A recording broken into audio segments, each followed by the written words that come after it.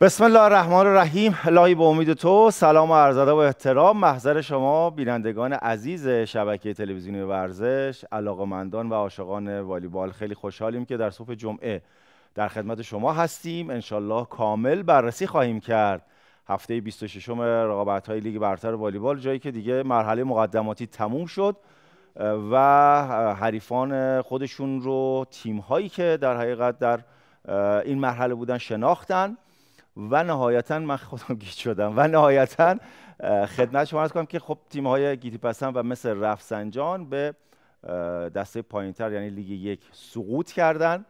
تیم‌هایی که خب در موردش صحبت خواهیم کرد و از اون ور خب 8 تیمی که تا لحظه آخر مشخص نبود.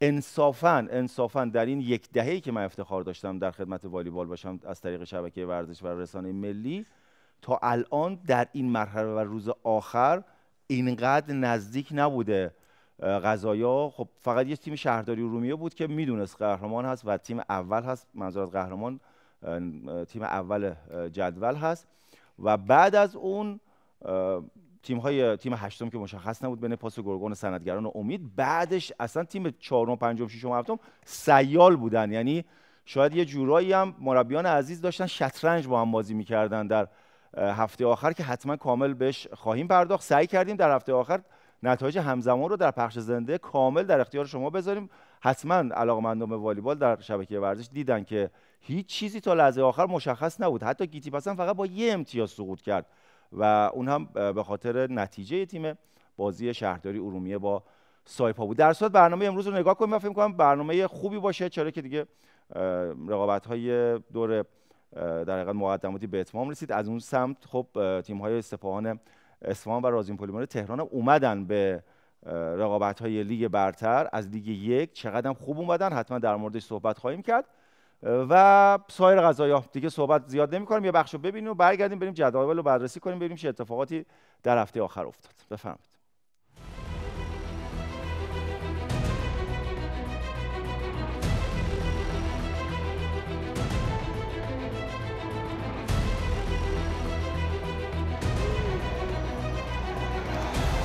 شاید اگر کسای دیگه ای بودن با این مشکلاتی که ما امسال باش دست و پنجه نرم کردیم شاید تا اینجا نمی‌رسید.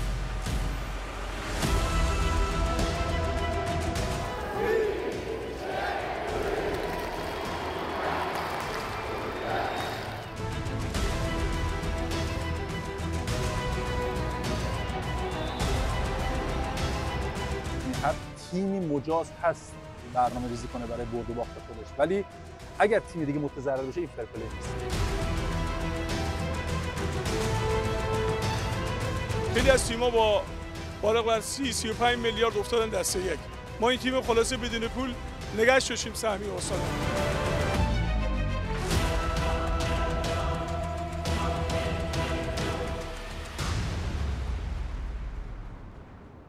خب صبح جمعه شما بخیر. خیلی سریع بریم ببینیم چه اتفاقاتی افتاد، اصلا چی شد. و هفته پاکی که خیلی نداشتیم به نظر من. خیلی بی‌تعارف بگم، یه نکته خیلی سریع بگم و رد شم ازش. این که درسته هر تیمی اصلا دوست داره ترکیب هفتمشو بذاره، اصلا با تیم نوجوانانش بازی کنه، اما در صورتی که در حق تیم دیگه اجحاف نشه، در صورتی که تیم دیگه با توجه به اینکه حالا اون مربی دوست داره به اون بخوره، اون مربی دوست داره به اون بخوره، به لیگ یک سقوط نکنه، در صورتی که این سرنوشت تیم‌ها عوض نشه. ما بازی داشتیم که اصلا دقیقاً ست به ست داشت برنامه‌ریزی می‌شد، مهندسی می‌شد. خب الان مثلا خب من می‌خورم به اونجا، خب این ستو می‌بازم، بذار ببینیم اون یکی الان چیکار داره می‌کنه، خب این ستم که میبرم، حالا باز ببینیم اون این به نظر من اصلا شایسته والیبال پاک ما نیست. والیبالی که انقدر قشنگ داره دنبال میشه، انقدر زیبا داره دنبال میشه. خب بریم سراغ ظاهر نتایج. و فولاد سیرجان 3-0 مثل رفسنجان یه هفته 25 یه هفته عقب‌تره. شهداب یزد تموم شد کارش اینجا و 3-0 سایپا رو برد. پیکان تهران 2-3 پاس گرگان رو شکست داد. شهرداری ارومیه 3-1 چادرملو اردکان رو با حضور تماشاگرانش برد، اما به سایپا باخت. اصلا اینا همه اصلا بعضی چیزا رو آدم میبینه دود از سرش بالا میشه. طبیعت 3-2 از گیتی پسند برد. واقعا درود به شرف ابراهیم وادی. به نظر من اصلا فدراسیون والیبال باید از ابراهیم وادی تشکر کنه با تمام وجود، با تمام یاراش، با تمام مصدومیتی که آرمان صالحی داشت، با تمام پاسور خودش، با همه بازیکناش رفت پاس رو شکست. و نمیگم پاس تیم بعد یا پاس اصلا رو سر ما جا داره، اصلا آقا عیسی سنگدمینی خودش هم میدونه. اما خب نتایجی که داریم می‌بینیم نتایج عجیب غریبی است. صنعتگران امید 1-3 باخت به فولاد سیرجان. البته خیلی خوب بازی کرد، اما جایی که پاس چون باخت به در حقیقت به طبیعت صعود کرد به مرحله حذفی. مثل رفسنجان 3-2 پیکان رو برد. مثل رفسنجان که کلا 3 تا برد داشت، خب به لیگ یک هم سقوط کرده بود. آقا رضا تندروان هم اصلا رفیق ما، همه تاج سر ما، اما خب اینجا بازی رو برد دیگه. حالا امیدواریم که واقعا برده باشه. اینکه این بازی تا لحظه آخر مثلا بازی‌ها تموم شده و همه خونه‌شون بودن، اما این بازی هنوز کماکان ادامه داشت. داشتن حساب کتاب می‌کردن ببینن به کدوم تیم می‌خورن. پاس گرگان 3-1 طبیعت رو شکست. در حقیقت طبیعت بچه‌ها 3-1 طبیعت شکست داده پاس رو. این یه مقدار اشتباه جابجا زدن. بله پاس باخت در خونه خودش و طبیعت برد و طبیعت رفت در رده دوم به جای شهداب. چادرملو اردکان 3-1 باخت به گیتی پسند. گیتی پسندی که 3-0 بود بچه، اینم فکر می‌کنم اشتباه زدین. گیتی پسندی که رفت در اردکان تونست در حقیقت ببره، اما این برده هیچ فایده‌ای نداشت. چرا که به خاطر بازی بعدی، بازی که سایپا تونست شهرداری رومیه رو در تهران شکست بده. خب حالا به این صورت هست که ملاحظه می‌فرمایید شهرداری رومیه طبیعت، شهداب یزد، فولاد سیرجان، مهرگان نور و پیکان تهران تیم‌های اول تا ششم هستن که خب حتما می‌دونید شهرداری رومیه خورد به صنعتگران امید. از اون سمت طبیعت در حقیقت با تیم هفتم چادرملو بازی میکنه، شهداب با پیکان بازی میکنه و فولاد سیرجان هم با مهرگان نور. شاید آقای اکبری خیلی دوست نداشت مثلا اینجا باشه، برای همین مثلا هی میباخت به همه تیم‌ها در این 2 هفته آخر. خیلی دوست داشت مثلا با بیروزتوی بازی کنه یا بیروزتوی دوست داشت بازی کنه، نمیدونم حالا سیستم چی بود. اما نهایتا بریم بچه اونور جدول، در نیمه دوم جدول هم ببینیم. بله همونطور که خدمتتون عرض کردم، خب تیم پاس گرگان ملاحظه می‌فرمایید که با توجه به باختی که مقابل طبیعت داد 8 برده مون. صنعتگران با همون 9 برد، همون 2 تا بازی آخر که خیلی هم خوب بود بردش، آقای مومن مقدم اومد و رفت به مرحله بعد. سایپا موند، گیتی پسند سقوط کرد. چرا؟ فقط برای یه امتیاز. در حقیقت امتیازی که می‌بینین اینجا به خاطر این امتیاز 26-25 فاصله یه امتیازه باعث شد که گیتی پسند به لیگ یک سقوط کنه، مثل رفسنجان هم که سقوط کرده بود و 4مین بردش رو مقابل پیکان به دست آورد. اینم از تمام قضایایی که ملاحظه فرمودید. حالا جدول رو هم ببینیم. جدول نمودار مرحله حذفی یا پلی آف یا 1/4 نهایی. طبیعت با چادرملو بازی میکنه. شهداب یزد با پیکان بازی خواهد کرد. شهرداری رومیه با صنعتگران امید بازی میکنه که قطعا بازی سختی خواهد بود و فولاد سیرجان هم با مهرگان نور. و به این ترتیب در حقیقت این برنامه مرحله حذفی یا 1/4 نهایی در حقیقت انجام میشه. خب این توضیحاتی که من دادم در مورد والیبال سعی میکنیم که اصلا بدون تعارفی هم نداریم اصلا و کاملا شفاف در این برنامه بپردازیم. یه سری اتفاقات ناخوشایند هم لیگ 2 افتاده، واقعا اصلا آدم نمیدونه چی بگه واقعا. بابا حالا بذاریم در بخش خودش کامل در موردش صحبت میکنیم. یه بخشو ببینیم. من فکر کنم تاها باید بیاد اخبار و اطلاعات و صحبتایی که در این هفته کم هم نبوده بگه و بعدش هم انشالله مهمانان بسیار عزیزی دعوت کردیم که در خدمتشون خواهیم بود. بفرمایید.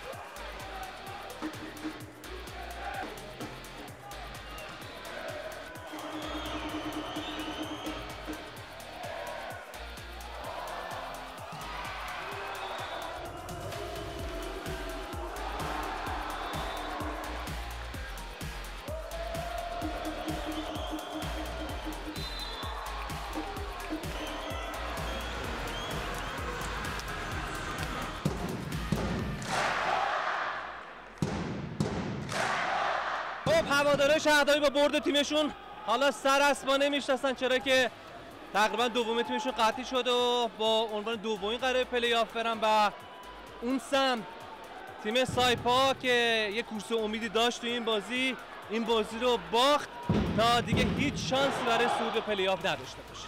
و این بازی واقعا چشم‌نواز بود، عالی بود. مهدوی مربی خوبیه، تجربه کسب کرده، توی چند سال هم مونده که واقعا همین کارو بکنه. ما هم خیلی بهش امید داریم. شهرداری که ما مخاطب امروز خودشو نشون داد.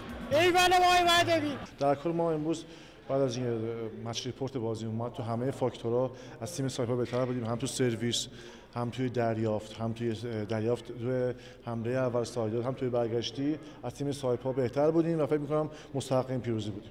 ببین اگه شرایط امروز اگه شرایط عادی بود من فکر می‌کنم بازی به یک گونه دیگه‌ای میشد. شما در نظر داشته باشین اصلا یه چیزی که اتفاقی که فکر کنم نادر باشه و اینکه ما تیممون گرم کرده و اصلا اجازه بازی نگرفته به خاطر بدهکاری که مثل اینکه باشگاه داشته. حتی خب این خبر به بازیکن برسه چه اتفاقی میفته؟ اصلا من میتونه بازی بکنه؟ من نمیدونم، حالا خودشون میدونن، ولی من اینجا جا داره بهتون بگم که من باشون دیگه قطعا همکاری میکنم و کار باشون نمیکنم. سر همین داستان اختلاف 100% من برای خودم یه چارچوبی رو دارم و توی چارچوب خودم هستم و از اصولم پایین نمیام.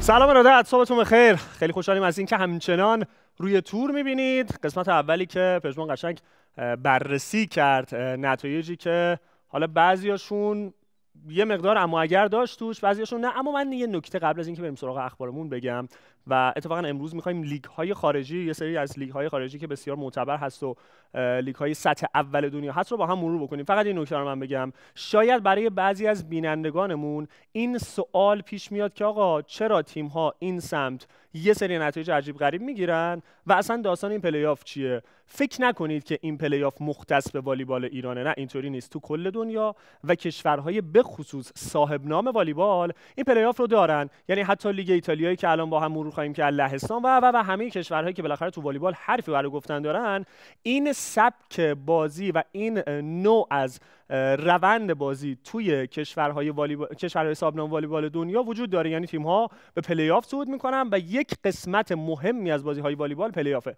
ولی دیگه چه تیمی این سمت چه نوع نتیجه‌ای بگیره اون دیگه بماند بحثش جداست و به قول پژمان نجاتپور دیگه یکی میخواد با تیم هفتمش بازی کنه دیگه بر خودش ربط داره، که حالا امیدواریم که طوری باشه که مهندسی شده نباشه دیگه. خلاصه و تک خطیش همین میشه. اما بریم سراغ اخبارمون که اول از آرژانتین شروع بکنیم. مارسلو مندز همچنان با آرژانتین باقی موند. هفته قبل ما مربیای تیم‌هایی که تو لیگ ملت‌های والیبال حاضر هستن رو با هم دیگه مرور کردیم که خیلی تغییر داشتیم. تغییر واقعا زیاد بود. از مربیای تیم ملی ایرانمون بگیرین تا بریم سراغ آمریکا و بعد خود ترکیه و یه سری تیم‌هایی که بالاخره تو لیگ ملت‌ها هستن. اما دو تا تیم در کل مونده بود که توی لیگ ملت‌ها هنوز مربیشون مشخص نشده بود. یکیش همین آرژانتین بود که مشخص شد، یعنی مارسلو مندز، اما با یک نکته جالب که 1 ساله به آرژانتین تمدید کرد. خیلی جالبه، اکثر تیم‌ها با مربیاشون برای المپیک لس آنجلس تمدید کردن، ولی مارسلو مندز با آرژانتین فقط 1 ساله تمدید کرد که خودش میتونه نکته جالبی باشه. پس با این شرایط فقط یک تیم ملی مونده که سرمربی نداره، اونم همون تیم ملیه که مربیش اومد سرمربی تیم ملی ما شد، یعنی هلند. هلند الان سرمربی نداره فعلا و هیچ گزینه‌ای مطرح نیست. خیلی جالبه، اصلا هیچ کسی رو مطرح نکردن که شاید و اما اگر. ورق بزنیم بچه‌ها، بریم سراغ همین لیگ ملت‌ها و خبر دوم در این باره است که چین شد میزبان مرحله نهایی لیگ ملت‌ها. خبر جالبیه. لهستانی که سالهای سال بود میزبان مرحله نهایی لیگ ملت‌ها بود، امسال چین میزبانی ازش گرفت در بخش مردان. اما در بخش بانوان این لهستانی که همچنان میزبان لیگ ملت‌هاست. این هم نکته جالب بود که چین داره کم کم سرمایه‌گذاریاشو بیشتر و بیشتر میکنه و یه رقابت خاصی هم داره با کشورهایی که میخوان میزبانی بگیرن، مثل لهستانی که بالاخره سالهای سال صاحب والیبال بوده. می‌خوایم بریم سراغ جدول و جدول‌های برتر و کشورهای مختلف رو با هم مرور بکنیم. از سری آ مرور بکنیم که سری آ چی بهتر، سری آ و جذابیتی که داره. از بالا ببینیم پروژا، ترنتینو، لوبه. ترنتینو خودش رو رسوند به پروژا، خیلی جالبه، نزدیکن. لوبه، ورونا، و تیم‌های دیگه که می‌بینید. نکته جالب تو این جدول فقط می‌تونیم به 2 تا نکته سریع اشاره بکنیم. اول در مورد لوبه است. لوبه پوریا حسین خانزاده و جیان پائولو مدی فوق‌العاده نتیجه گرفته، اومده شده سوم که در نوع خودش خیلی عجیب غریبه، با ماتیا بونینفانته که خیلی فکر می‌کردن اصلاً پاسور جانشین خوبی برای بازیکنی مثل لوسیانو دچکو نیست و پیاچنزای آندراناسزی در جدول پنجمه با اون همه بازیکن و اون همه ستاره مثل آنتوان بریزار و روبرت لندی سیمون و استفان تیموتیما رو، خلاصه یه سری از کوله‌باری از ستاره. نکته آخر و نکته مهم، تیم آخر جدول مونزا فصل قبل نایب قهرمان لیگ سری آ ایتالیا شد. همین مونزا الان 12ام داره سقوط میکنه، 2 هفته مونده فقط از لیگ ایتالیا که خودش عجیبه. بچه‌ها بریم سراغ جدول بعدیمون که لیگ لهستان رو می‌خوایم یا همون پلاس لیگای لهستان رو با هم مرور بکنیم.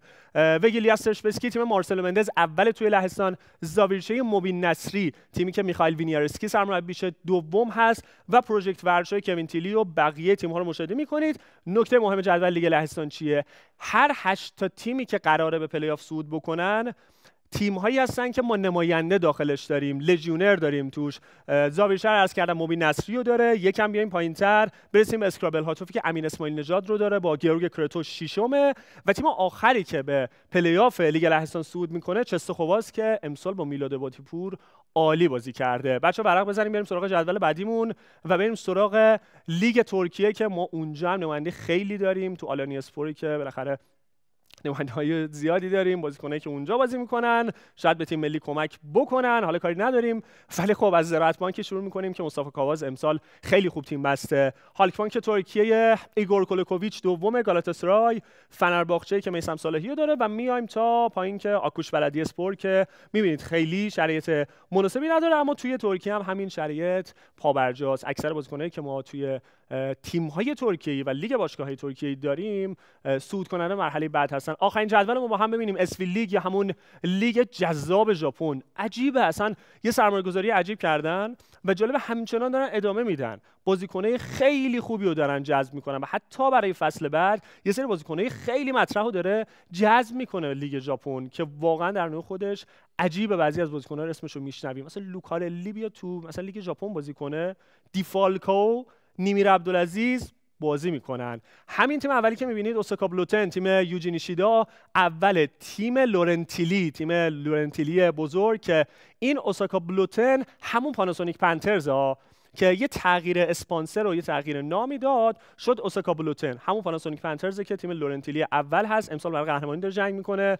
ناگویا وولفسداگ همون تیم نیمیر عبدالعزیز. سانتری تیمیه که پر از ستاره است، ران تاکاهاشی، دیمیتری موزرسکی، بعد توموهیرو یاماموتو، سکیتا، اصلا کلا تیم خیلی قدرتمندی. و بقیه تیم‌ها رو می‌بینید که هوکایدو هم تیم آخریه که اکثرا تیم‌هایی که خیلی پر ستاره هستن همون جزو تیم‌های 3-4 تای اول هستن که صعودشون به مرحله بعد تقریبا قطعی شده. ببندیم بخش اخبار رو اینجا و بریم سراغ ادامه برنامه‌مون بعد از مرور این نتایج و لیگ‌های مختلفی که با هم دیگه دیدیم و داره همه لیگ‌ها همزمان با لیگ ما به مرحله نهاییش نزدیک میشه که جذابیت بسیار بالایی داره. بریم یه بخش رو با هم ببینیم، برگردیم و با روی تور همراه باشید. داور اول تا بازی با سرویس جاوید اسماعیل زاده آغاز بشه. واسه پشتی که دیادی میشه به صورت سرعتی ولی زاده اولی توپش نخوابید، باز هم امتحان میکنه، این بار به مچش زاویه میده و اولین امتیاز در این مسابقه با آبشار محمد ولیزاده به دست میاد. آرمین باز هم سرویس زد، اصلا دریافت و صد میرسه، سفینیا برای آریاخا اولین امتیازش رو به دست میاره. با سرعت زن سرویس در منطقه 1/3 فرود آورده و این هم دفاع 25-18. باز هم سرویس خوب زد واسه که برای حاجی پور داده میشه و همان منطقه ای که علی اصغر مجرد نشسته بود حاجی پور توپش تبدیل به امتیاز میکنه. آیه عطایی به علاوه امیر کرمی دیگر قطب پاسور خودش کار سرعت و موفق. آرمین قلیچ نیازی در منطقه سرویس رو میزنه، به اوت زد سرویس رو تا 25-20 گیم دوم بسته سندگران تمام بشه. هفته قبل رو مقابل بازیکنان برده بودن، شاید الان این تیم نیازی به این همه تلاش برای صعود نداشت. آبشار پرقدرت پوری آریاخا با علی حاجی پور جمع و جور میشه. موج دوم حمله تیم تهرانی در راهه.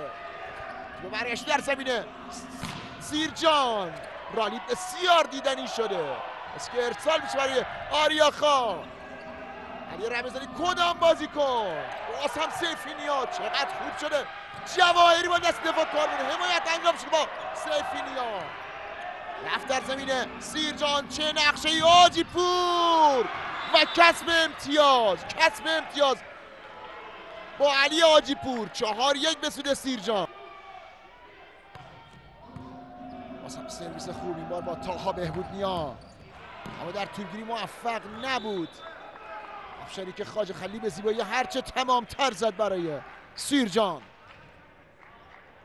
18 ساله آریاخا و این هم امتیاز پایانی با حاجی پوری که تازه 25 رو به دست 25-19. بار علی حاجی پور دریافته قادر انجام خودش برای حمله انتخاب میشه. جمع جور میکنن. فتا کدام بازیکن؟ یه منطقه شیشه خالی رو میبینه جاوید اسماعیل زاده. 3-0. صابر جواهری سرویس زد در با امین خواجه خلیلی و آبشار دیدنی از ماشین امتیازگیریه فولاد سیرجان یعنی علی حاجی پور. 23-21 عقب بود تیم بهروز عطایی. حالا جبران کرده 25-23. فولاد سیرجان پیروز میشه در یک دیدار بسیار جذاب. ما هم با تمام قوا بازی کردیم، تمام انرژیمون رو برای موفقیت گذاشتیم. همونطور که از قبلم از 3-4 تا بازی قبل من اعلام کرده بودم، از بازیکن‌های مصدوم هم استفاده نکردن، فقط مجبور شدن دیگه علی رمضانی رو ازش استفاده کنن و دو تیم پایه‌پای بازی کردن و من فکر می‌کنم که والیبال ما جایگاهی داره که باید به سری از موضوعات توجه بشه. تیم ما، من تیم خودمو میگم، شرافتمندانه بازی کرد، جنگیدن، چون ما دستور کارمون این بود. اصلا ما واقعا بگم در درجه دوم برد و باخت بود، نیاز داشتیم برای تو 8 تا رفتن، تلاش کرد، زحمت کشیده بودیم. ما هفته قبل بود این برنامه انجام میشد، ولی خب متاسفانه همونطور که دیدین خب یا نچرخید یا نخواستن یا اینکه مصلحت اندیشی. من بحث فر پلی، ببینیم معنی فر پلی اینه که شما باید طوری والیبال بازی کنی، هر تیمی مجاز هست برنامه‌ریزی کنه برای برد و باخت خودش، ولی اگر تیم دیگه متضرر بشه این فر پلی نیست. صحبت من اینه. امیدوارم در ادامه راه توی پلی آف شاهد بازی‌های خوبی باشیم بدون حاشیه، بدون مصلحت اندیشی و انشالله تو بهترین شرایط تیم‌ها قرار بگیرن که لااقل مخاطبای ما که مردم هستن از والیبال لذت ببرن و فضای والیبال که فضای دانشگاهی هست شما خراب نکنید. همونطور که بازی خیلی خوبی انجام دادیم، ما نیاز به برد داشتیم، همونطور سندگرا هم نیاز به برد داشت، ولی خب فکر کنم آخرای ست آخر متوجه شدن که طبیعت برده، ولی آخرش هم تونستیم بازی رو به نفع خودمون تمام کنیم. خب بازی حساسی بود، ما محکوم به برد بودیم و خودتون هم دیدین که بازی در ستای اول و دوم پای بود و ست سوم اون اتفاقی که واسه علیاصغر مجرد عزیز پیش اومد به طور کلی شاکله تیم یه شوک برامون بود. آرزوی سلامتی دارم براش، تازه از بند مسئولیت رها شده بود، ان شاءالله که چیزی نباشه و دوباره بین ما باشه.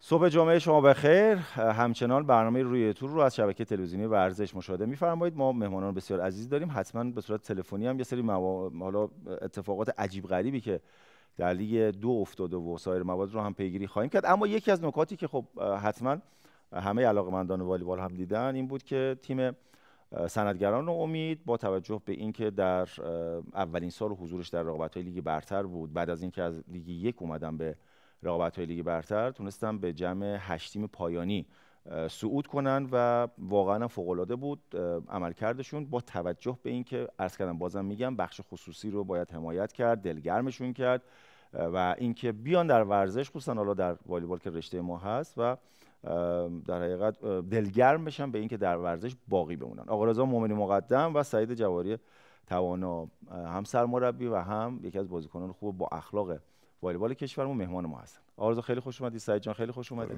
به رسم کسبت بفرمایید آرزو. بسم الله الرحمن الرحیم. عرض سلام ادب دارم خدمت شما همکاران محترمتون، مردم خوب کشورم. امیدوارم آدینه بسیار خوبی داشته باشید. آقا سعید خیلی خوش اومدید. شما سلام عرض می‌کنم خدمت شما آقای نجاتپور عزیز، آقای مومنی مقدم عزیز، دستان در کارانتون و تمام کسانی که این برنامه رو تماشا می‌کنن. زنده باشید. خود نگاه می‌کنین برنامه رو، انصافا نگاه کنین، این برنامه والیبال مشخص. آقای مومنی اما که خیلی خوش اومدید، خودتون تعریف کنین. خیلی حالا در حقیقت حرف و حدیث و صحبت و حالا کاری نداره، من اول برنامه هم گفتن و مهندسی و غیر مهندسی و نهایتا جمعی جهات این بود که واقعا هفته‌های والیبالی خیلی خوبی رو دیدیم. نمیدونم شما با موافقین یا نه. در این 10 سال گذشته همچین چیزی امکان نداشته که اصلا تیم دوم تا هشتم مشخص نباشه. یعنی فقط یه شهرداری ارومیه بود دیگه، از دوم تا سوم عوض شد، چهارم پنجم ششم و دوستان مهندسی کردن، بعدش هم هفتم هشتم که حالا دیگه شما هشتم شدین و اومدین به مرحله پلی آف. بفرمایید خودتون. بله همونجوری که فرمودین امسال لیگمون هم جالب بود، هم خوب بود، هم فشردگی خیلی خاصی داشت. دلیلش هم این بودش که خیلی تیم‌ها به هم دیگه نزدیک بودن. من اینو از باب کیفیت نمیگم، شاید کیفیت لیگمون نسبت به سالهای گذشته، اونم به دلیل خروج بازیکن‌های خوبمون از کشور و لژیونر شدن، کیفیت اومده باشه پایین، ولی به واسطه اینکه نزدیک بود بازی‌ها، به نظر من جذابیت خیلی خوبی رو داشت. همونجوری که فرمودین تا هفته آخر واقعا مشخص نبود منهای تیم اول و تیم آخر جدول.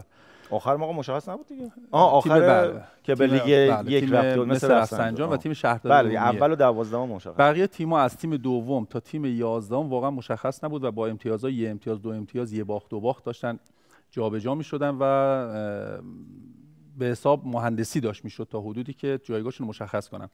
من اینو خدمتتون بگم آقای نجاتپور، ببینید ما تو تمام دنیا تو تمام لیگ‌های اتفاق میفته. بر اساس جایگاهشون میخوان مشخص کنن که پلی آف توی چه جایگاهی باشن و با چه تیمی بخورن. ولی صحبت من این هستش، حالا توی مصاحبه من گفتم خدمت دوستانم ناراحت شده بودن از اون یک سری از بله خب ببینین همینجور که همه به فکر تیمشون خودشون هستن و برنامه ریزی میکنن، خب این طبیعی هستش. ولی صحبت من اینه که اگر بخوایم با تصمیم گیری اشتباه من مربی 2 تا تیم 3 تا تیم متضرر بشن، به نظر من این بحث اون بازی جوان مردانه یا فرپلی نیست. ولی خب اگر تیم متضرر نشه، خیلی سالهای گذشته این اتفاق افتاد و مهندسی شد یا جایگاهشون رو مشخص کردن و هیچ اتفاقی هم نیفتاد. با این مهندسی امسال متاسفانه با 1 امتیاز خب تیم میره دیگه دسته یک، تیمی که اینم هزینه کرده، مثلا میگم حالا اصلا اسم نمیبرم، مثلا میگم اینی که شما فرمودید و منم اول برنامه عرض کردم، اینی که واقعا اجحاف در حق تیم دیگه نشه. دقیقاً اینو باید ما بالاخره باید مد نظرمون قرار بگیره آیه نجاتپور. صحبت اصلی من اینه تیمی که میخواد قهرمان بشه باید همه رو ببره، فرقی نکنه. اگر تیمشو بر اساس قهرمانی بسته، بودجهشون بر اساس قهرمانی تیم اول دوم هستش، دیگه مهندسی به نظر من معنی نداره. یعنی انقدر باید قوی باشه، انقدر اعتماد به نفس داشته باشه، انقدر تیمشو خوب آماده کرده باشه که بگه برای من فرقی نمیکنه که هر کی بهم بخوره. مثل تیم طبیعت. واقعا من جا داره تشکر بکنم از آقای وادی، با توجه به اینکه مصدومم داشتن ولی جوانمردانه بازی کردن، نیاز نداشتن به برد. ولی وقتی که این ور قضیه نگاه کردن که شاید 2 تا تیمی که نیاز دارن به برد تیم طبیعت و نگاهشون به بازی جوانمردانه تیم طبیعت هست، خب اومدن صادقانه کار کردن. تشکر میکنم از آقای وادی، بازیکناشون، کاپیتان خوبشون آقای حمزه زرینی که من چندین سال در کنارشون بودم، به عنوان بازیکن ایشون بودن و با تعصب و با غیرت بازی کردن و بقیه بازیکناشون من احساس میکنم که هممون باید سلوهمون این مدل بازی کردن و این مدل مدیریت باشه و تیمی که میخواد قهرمان بشه وضعیت مشخصه. چون تفکر باخت وقتی توی ذهن بازیکن بیاد طبیعتاً ممکنه تاثیرگذار باشه تو بازی‌های بعدیش، ولی وقتی شما تفکر یا ذهن برنده رو توی ذهن بازیکنت بذاری، فرقی نمیکنه تو جایگاهی هستی، تیم اول هست یا تیم هشتم هست، تیم دهم هستی، اون ذهن برنده میتونه خیلی کمک کنه به شخصیت تیمیت. درسته. چیزی هستش که ما از روز اول تا روز آخر به بچه‌ها گوشزد می‌کردن، ما باید با دارای شخصیت تیمی باشیم، به جایگاه نگاه نکنیم. مدل بازی کردنتون، مدل رفتارتون، مدل اومدن تمرینتون، همه چیزتون، پوششتون باید طوری باشه که اون شخصیت رو داشته باشین. درسته. و خدا رو شکر میکنم که با توجه به اینکه حالا سال اول هستش تیم صنعتگران امید و هدف سازی که شده بود بر اساس بودجه‌ای که ما داشتیم، بودجه محدودی که داشتیم، من اینو بگم خب نسبت به تیم‌های حالا بالای جدول من فکر میکنم بهترین جایگاه رو گرفتیم و بچه‌ها تمام توانشون رو گذاشتن. ما چالش‌هایی داشتیم، ما فراز و نشیب‌های زیادی رو داشتیم توی فصل، ولی خب خدا رو شکر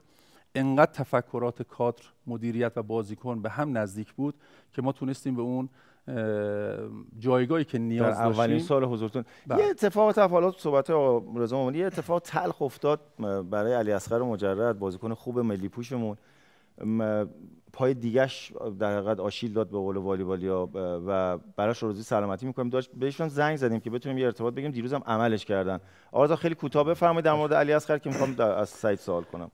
من فکر کنم شناخت من از علیاصغر برمیگرده هولوش 10 سال پیش که تیم ملی نوجوانان ما در خدمتشون بودیم، اومد از بله لیگ یک بوجنورد بود که آقای اومدن آقای وکیلی پیدا شدن. نوجوانان بازیکنی بودش که هم از لحاظ اخلاقی هم از پتانسیل فیزیک بدنی فوق العاده خوب بود و در همون سال اول دوم شد بهترین دفاع آسیا و جهان در رده نوجوانان و جوانان. از لحاظ اخلاقی فوق العاده پسر خوبی هستش. امسال متاسفانه با توجه به اینکه آسیب داشت نیم فصل اول نتونست بازی کنه. البته آسیبش خوب شده بود ولی خب به توافق نرسید با تیمایی که می‌خواست. از نیم فصل دوم اومد ما هم گفته بودم باید امارای بدی و باید ببینیم چه جوریه به این بچه. اومد با بنده صحبت کرد، ما هم نیاز داشتیم بهش. شما نگفتیم باید بری امارای بدی؟ نه خیر، با توجه شناختی که ازش داشتم و تلاش که میدونستم و صحبت صادقانه‌ای که با بنده کرد، من جذبش کردم و دیدین که تا لحظه آخر بازیکن‌های والیبال و کلا جامعه والیبال و مربیان براش استوری گذاشتن در شبکه‌های اجتماعی. دمشون گرم. برای علیاصغر مجرد آرزوی بهبودی و سلامتی می‌کنیم، امیدواریم خیلی زود برگرده. بریم سراغ آقا سعید. سعید جان چطوری؟ خوبی؟ قربون شما. استرس که نداری؟ نه اوکی. قربون شما. سعید سالان در تیم ملی هم بازی کرد، درسته؟ بله. و یکی از بهترین دریافت کننده‌های والیبال کشورمون است، هم از لحاظ اخلاقی هم از عملکرد. امسال در کنار آقا رضا مومنی مقدم و تیم صنعتگران چطور بود؟ والله امسال یه سال خیلی خوبی بود تا الان، تا اینجای کار. البته اینو بگم باشگاه صنعتگران یه کار بزرگی کرد. یکی اینکه حمایت کرد از آقای مومنی مقدم، چون نصف تیم ما جوانانن. بله. و کم تجربه. اینا کاری که باشگاه کرد به نظر من کاریه که اینا در آینده به والیبال ما کمک خواهند کرد. به دلیل این ما یه مقدار فراز و نشیب داشتیم در سطح لیگ، ولی خب خدا رو شکر الان این اواخر بازی ها خیلی تونستیم مچ بشیم با هم دیگه، تونستیم نتایج خوبی بگیریم و جزو 8 تیم بالا باشیم. یه جورایی به قول شما یه فراز و فرود حالا در همه تیم ها خب اصلا اتفاق میفته. مثلا فولاد سیجان رفت سوم جهان شد، بعد اومد مثلا 2 تا بازیشو باخت. دقیقاً. میخوام بگم که خب کار در کنار بازیکن‌های جوان چطوره سعید، با توجه به اینکه خب خودت فکر کنم 7 سال تو سایپا بودی، سال گذشته 2 سال پیش شهداب بودی؟ بله شهداب بودی، بعد از شهداب اومدی دوباره خودت یه بازیکن با تجربه لیگی، یعنی واقعا اون تجربه با کنار بازیکن‌ها چطور از بازیکن‌های جوان؟ نظر من خیلی خوبه. بعضی موقع ما یه سری چیزها رو بهشون یاد میدیم، خیلی چیزها رو اونا به ما یاد میدن. احسن. واقعا بچه‌های با ادبی هستن، خیلی پتانسیل بالایی دارن، واقعا هم قد بلندی دارن هم توانایی خیلی بالایی دارن. به نظر من دیدم واقعا فوق‌العاده است. آقا رضا تیم ملی نوجوانان واقعا یعنی قشنگ یه پشت خط زن جایگزین امیر غفوری قشنگ نشون میده. واقعا اینا باید جا پای بزرگا بذارن دیگه. ولی یه مقدار با تلاش بیشتر، یه مقدار با صبوری بیشتر، من فکر میکنم اینا واقعا آینده دارن. اینا من همیشه صابر میگم که این بچه‌ها رو باید واقعا محافظت کرد. دقیقاً. خیلی داریم شاگردای آقای مومنی مقدم، آقای وکیلی از تیم ملی نوجوانان، جوانان اصلا دیگه محو شدن، اصلا اینقدر رفتن تو حاشیه کلا اصلا دیگه ما نمی‌دونیم کجا هستن. مثلا چه میدونم انتخاب‌های اشتباه، این که آقای وادی هم اون روز دقیقاً با هم صحبت می‌کردیم، باید پدرانه این مربی‌ها مثل آقا رضا، مثل حالا سایر مربی و دوستان از اینا محافظت کنن. واقعا ما یه پتانسیل خیلی خیلی خوبی داریم. قبول داری؟ بله دقیقاً. خب همون جوری که خودتون میگین، فکر میکنم آقای زرینی بودن بله. صحبت کردن در مورد همین پروسه انتخاب شدن بازیکنات توی تیم ملی بزرگسالان. البته من این تجربه رو توی بزرگسالان نداشتم، ولی فکر میکنم که همین پروسه به پله اتفاق بیفته خیلی بازیکن‌ها قدر تیم ملی رو بیشتر می‌کنه. پول هست، این پول هست، عجله نکنید در انتخاب تیمتون دقت کنید. ما یه بخشی رو آماده کردیم در مورد خود سعید، ببینیم شاید بیشتر باهاش آشنا بشن علاقه‌مندان والیبالی، ببینیم سعید از کجا شروع کرده، کجا الان هست و در صورت میگم امسال هم واقعا عملکرد خوبی داشته در تیم صنعتگران. درش هم آرزوی موفقیت می‌کنیم. بفرمایید.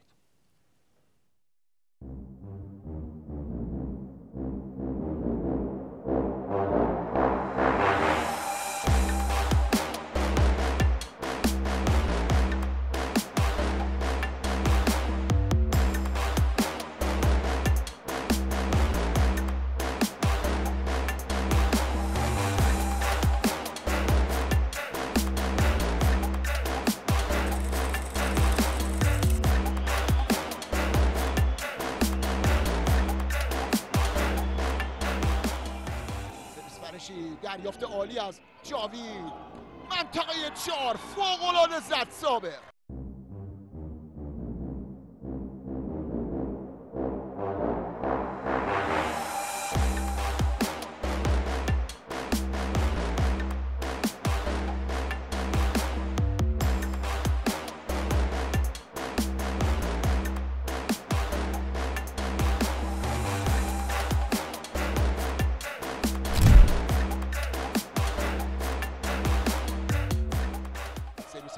که علی جور ادامه داره تایی که این آبشار نمایشی رو میزنه صابر جواهری.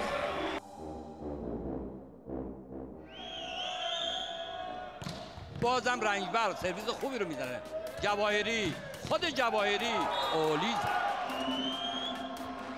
باز هم سید محمد رضا مشهدی،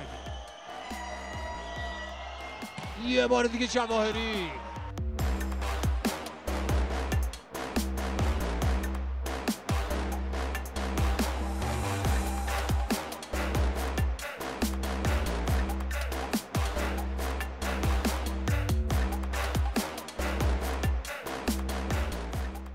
بله، والیبال تیوی داتای آر رو حتما در شبکه‌های اجتماعی و صفحات مجازی دنبال بفرمایید. 3911 هم ما سامانه پیامکیمون هست، بهمون پیامک بزنین. من الان داشتم تصاویر رو می‌دیدم. آقای بهبودی چی شد از شما جدا شد؟ خودش گفت حالم خوب نبود. با شما حالش خوب نبود یا کلا دو تیم؟ ببینین ما چون خیلی هم نیازش داشتین آقا رضا، درسته؟ خدمتتون عرض کنم خب ما چون سال اول لیگ برتر تیم صنعتگران بود، ما تقریبا یعنی 100% یه تیم جدیدی رو نیاز داشتیم که پایه‌گذاری کنیم. اصولا کسی که میخواد تیم تشکیل بده ستون‌هایی برای خودش میذاره و بقیه رو کنار این ستون‌ها قرار میده. خب ما یکی از کسایی که واقعا روش حساب کردیم و نفر اولی بود که باش قرارداد بستیم آقای بهبودی بود، با توجه به اینکه هم تجربه کافی داشت، هم کاپیتان بود، همین که میتونست بالاخره توی بچه‌ها باید یه نفر شما لیدر داشته باشی. مثال میزنم توی تیم سیرجان سید محمد موسوی هست، توی تیم شهردرون فیاضی هستش، توی تیم طبیعت حمزه زرینی هستش، توی تیم شهداب امیر غفور است. اینا واقعا بازیکن‌های بزرگی هستن و با توجه به تجربیاتشون میتونن داخل زمین رو کاور کنن و بازیکن‌های مخصوصا تیمی مثل ما که جوان زیاد داره میتونستن خب هدایت کنن. ما با آقای بهبودی وارد مذاکره شدیم، قرارداد بستیم، بعدش هم بازیکن خوبی مثل آقای جواهری و آقای بهنام حاجی‌پور واقعا، بله، آقای رنجبر و آقای زاره و در کنار اون بازیکن‌های خوبی که در سال گذشته در تیم خود صنعتگران حضور داشتن، آقای افشین فتا، آقای رزفر، میلاد حمیدی، عماد جوینده و 50% تیمون که بچهای تیم ملی جوانان که با خود من بودن و این جا داره تشکر کنم مدیریت باشگاه صنعتگران که قبول کردن که ما این ریسک رو بکنیم که 50% تیم و بچهای جوان بذاریم برای سال اول و همچنین حمایت فدراسیون هم شامل حالمون بودش که این اتفاق افتاد و تیممون رو بستیم. خب ببینید شما در حمایت فدراسیون اول یعنی فدراسیون به شما فدراسیون بله، با توجه به اینکه ما جوانامون آوردن این حمایتایی کردن، سالن در اختیارمون قرار دادن، خوابگاه برای بچهای جوانانمون رو حمایت کردن که جا تشکر کنم از آقای تقوی، آقای دکتر منظمی که این حمایت رو از تیم صنعتگران داشتن که تقریبا شاکل تیم جوانان در اون تیم بودن و کسایی که قرارداد نداشتن رو ما جذب کردیم. خب آقای بهبودی تو نیم فصل اول خب با ما بودن، ولی خب از اواسط نیم فصل اول من نمیدونم چه اتفاقاتی افتاد که در تقریبا اواخر نیم فصل اول بود گفت من حالم خوب نیست و نمیتونم کمکت بکنم، اجازه بده که من برم. که حتی صحبتی که بنده کرد گفت من واقعا دیگه نمیخوام بازی کنم و میخوام بازی آخر نیم فصل اول کلا از والیبال خداحافظی کنم که من مخالفت کردم باش، گفتم هنوز میتونی بازی کنی و همه جوره من کمکت میکنم باش و ادامه، حتی نتونم بازی کنی دوست دارم کنار تیم شما باش. که مشکل نداشت که یعنی نه خدا رو شکر این به زعم خودش هیچ مشکلی نداشتش و هیچ مشکلی هم واقعا از طرف باشگاه هم نداشت چون همه چی طبق روال بود. ولی خب من نمیدونم چه اتفاقاتی افتاد که وقتی که از تیم ما جدا شد یه هفته بعدش از تیم شهداب در آورد که حتما اونجا خب حالش خوب هست که امیدوارم که اتفاق افتاده باشه و تیم شهداب تیم بزرگی هستش. ولی خب ما نباید همه چی رو به چشم این بحث مالی ببینیم. من فکر میکنم که اگر من میگم اگر دست یا علی دادم با هر کسی سعی میکنم تا آخرش. خب وسط قراردادم فکر میکنم خیلی عقلانی نباشه دیگه، شما با یه تیم قرارداد بستی، بعد به قول شما اون ستون، حالا پاسور بالاخره یه پستیه که واقعا تاثیرگذار و به قول معروف حالا بگه مغز تیم دیگه. اینکه حالا وسط مثلا قرارداد دوی صابر بگه خب آقا رضا من حالم خوب نیست خداحافظ شما رفتم، بعد مثلا برای یه تیم دیگه، من فکر می‌کنم خیلی البته بگم علی آقای بهبودی واقعا خودش از بازیکن‌های با اخلاق کشورمون هست و کاش که تا نیم فصل با شما میموند، نیم فصل رو تموم میکرد و بعد از نیم فصل حالا با توافق شما جدا میشد. خدمتتون عرض کنم که خب بله همونجوری که فرمودین حرفه‌ای شاید نباشه، ولی اگر واقعا مشکل خاصی بود حتما ما موافقت میکردیم جدا شدنش اگه نمیتونستیم با هم کار بکنیم، ولی مشکل خاصی نبود، شما موافقت کردید. ولی خب بله چون گفتش واقعا نمیخوام و شما موافقت کردیم و جا داره از آقای افشین فتا و سجاد سیفینیا و حتی شنتیای بهنژاد پاسور 16 سالمون تشکر بکنم که جای خالی آقای بهبودی رو واقعا پر کردن و تیممون دیدین در اواخر نیم فصل دوم به یه ثبات خیلی خوبی رسید و اون اعتماد به نفس رو همه پیدا کردن و تونستن بازی خوبی رو از خودشون بنمایش بدن. حالا یا سعید بگم یا صابر، هر دو تاش درسته دیگه. هر کدوم دوست داره. سعید پلی آف کلا بازیکن‌های پلی آف باز میخواد، یعنی مرحله حذفی بازیکن‌ها میخواد که این کاره باشن. شما بهنام حالا تو تیم، افشین خودش هست در تیم، اما تیمتون شاکله‌اش جوونه. از این نظر چطور میتونین شما کمک کنین؟ اونم با شهرداری ارومیه‌ای که درسته که حالا این 3-4 تا باخت حالا مصلحتی هم داشت، اما خب در اصل شهرداری ارومیه است. تو بازی اولتون هم تو ارومیه است در مقابل 6000 تماشاگر که خودت فکر مال همون خطه دیگه، نه؟ من همدانی. خب خود چطور؟ لاوان نجاتپور خب درسته پلی آف واقعا بازیکن‌های پلی آفی میخواد، البته چون تجربه است که اونجا غالبه. درسته بله. ولی خب تیم ما چون جوونه، نیروی جوونی داره و انگیزه زیاد. ما 2 تا بازی به ارومیه باختیم ولی تیممون جوری هستش که میتونه کار بزرگ انجام بده و همینجوری که نشون داده. بله. و تو پلی آف هم خیلی انگیزه بالایی داریم که بتونیم بازی خوبی رو از خودمون به جا بذاریم، حالا فارغ از برد و باخت. کار تو سخته دیگه. سخته بله، ولی نشون دادیم که زمانی که همه چیز سخته. البته شما واقعا مثلا شهداب تو مثلا یزد بردین، مثلا یه کار پیکان رو بازی اول بردین. واقعا من فکر می‌کنم این ترکیب تجربه و جوونیه، اگر که در حقیقت حالا اتفاقات دیگه ای نیفته قطعا میتونه بهتون کمک کنه. همین چند هفته اخیر ما رو همین مسائل کار کردیم، حتی آقا رضا هم در جریانش هستن که بتونیم این با تجربه ها با جوونا رو بتونیم نزدیک کنیم به همدیگه که بتونیم با همدیگه کار کنیم، دقیقاً تعامل داشته باشیم. درسته. بریم سایپا شهرداری ارومیه رو ببینیم. بازی که سایپا برد شهرداری ارومیه رو و شهرداری ارومیه که 3 تا بازی رو تو تهران که بود تو یه هفته باخت، بعد رفت به چادرملوی اردکان رو توی ارومیه برد، بعد اومد به سایپا باخت در حقیقت تهران. بریم ببینیم، بعدش هم انشالله یه ارتباط تلفنی خواهیم داشت. بفرمایید.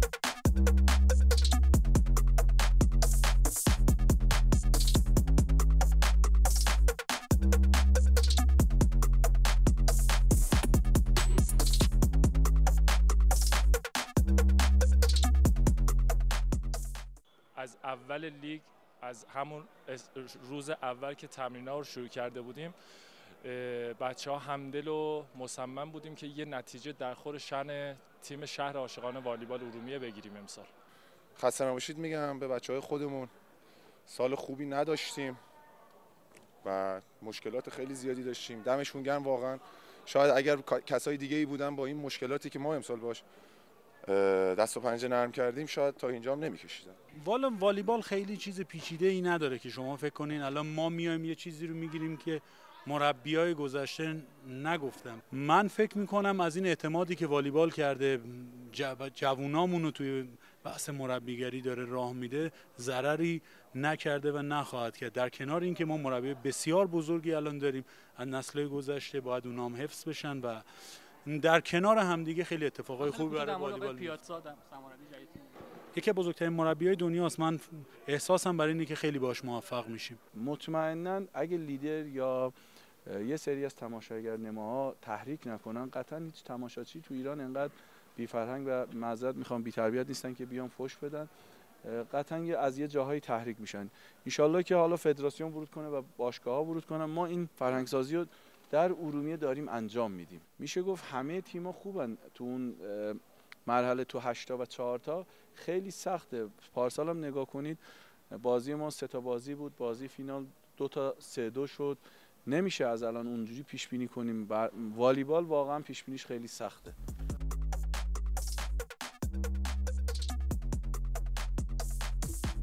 بازی تاثیرگذار بود کامل در سقوط تیم خوب گیتی پسند به لیگ 1. نگاه کنیم نتایج رو 25 17 23 25 25 19 و 25 15 و نهایتاً 3-1 تیم سایپا تونست شهرداری ارومیه رو ببره. عادل هم یه قبل از این بازی گفت من میرم وای نمیستم، بعد دوباره اومد و ما نفهمیدیم چی شد. بعد مدیر عاملشون اصلا یهو عوض شد، مدیر عامل پیکان اومد سایپا و نمیدونم حالا. خب ما اصلا کلا عجیب غریبه کارهایی که انجام میشه تو ورزش ما، اصلا اینم نیست. ما ارتباط تلفنی داریم چرا که خب آقای سعید عقیلی سرمربی محترم تیم گیتی پسند معترض بودن به این نتیجه و میگفتن ما با 1 امتیاز فقط به لیگ دسته اول صعود کردیم، تیم خصوصی هستیم و تیم نمیدونم اتفاقاتی افتاده، اتفاقات جوانمردانه نبوده و قطعا شهرداری ارومیه میتونسته سایپا رو شکست داده، یه جوری تعامل شده و سایر موارد که میخوایم از زبون خودشون بشنویم اگر ارتباطمون برقرار هست. فقط زمان برنامه ما هم خیلی کم هست، میخوایم 2-3 تا ارتباط تلفنی دیگه هم داریم. با اصغر مجردم حالا هم آقا رضا هم من تماس گرفتم چون دیروز عمل کرده، فکر می‌کنم الان شرایطش مساعد نیست. واقعا می‌خواستیم با خودش صحبت کنیم چون بالاخره سال‌های سال برای تیم ملیمون زحمت کشیده و حالا تا زمانی که در حقیقت با ما ارتباط برقرار بشه از سعید بپرسم. خیلی بده این آشیل پا، درسته؟ همونجا هم شما دیدین دقیقاً اصلا کنار من بود. شده بود. والا اصلا ما داشتیم خوب بازی می‌کردیم، یعنی البته اوایل اون ست بود. اصلا یهو نشست زمین پاش سر خورد اولش، اصلا یه چیز عجیبی بود. فکر کرد که خودش اصلا فکر کرد که مثلا یه صدایی از پشتش اومد به من میگفت، فکر کرد که مثلا چیزی به پاش خورد. بعد اصلا شوک خیلی بزرگی هم به ما وارد شد. مثلا هممون داشتیم فقط به اون فکر میکردیم، مثلا بازی از ذهن ما اومد بیرون. این مقدار برای هممون سخت شد. بود چون یه پاشم آشیل داده بود. پاره کرده. خب آقا سعید عقیلی سلام، وقت شما بخیر. عرض سلام و ادب دارم خدمت بینندگان عزیز، همینطور آقای نجات پور عزیز، مهمانان گرامیتون. مخلصیم. در خدمتتون هستم. آقا بفرمایید صحبتایی که خودتون داشتین در مورد حالا در حقیقت با این 1 امتیازی که این بازی سایپا شهرداری ارومیه خیلی تاثیر داشت، رفتین اردکان، تیم اردکان رو در اردکان 3-0 بردین.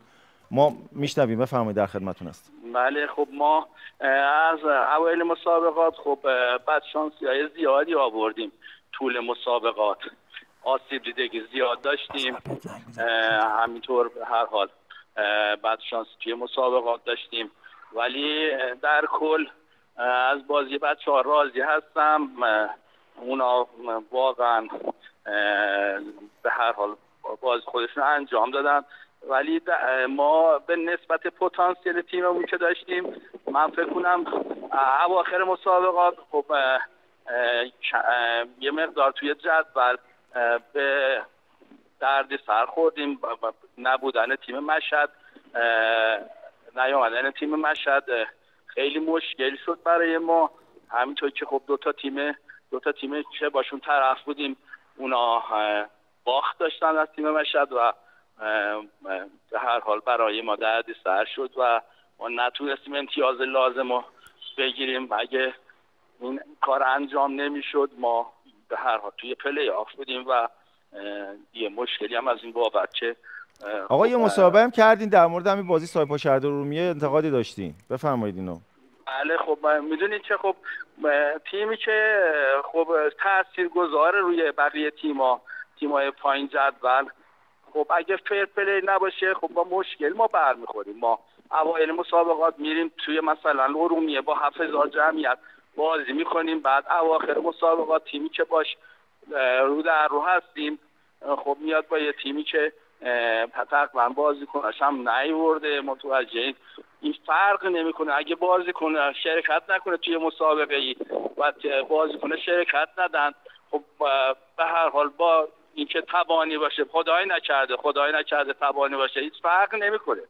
ببینید من اگه بخوام بازی یا مثلا برفرض با تیمی به هر حال یه جوری بازی کنم که خب نتیجه در دست خودم باشه، خب هر جوری میتونم با بازی کنم به هر حال برم برای اون مسابقه چه نتیجه نگیرم. تو از این مشکل برای تیم ما شد و این نبود که آخرای مسابقاتی تو باشه، از 3-4 هفته قبل شروع شد. درسته.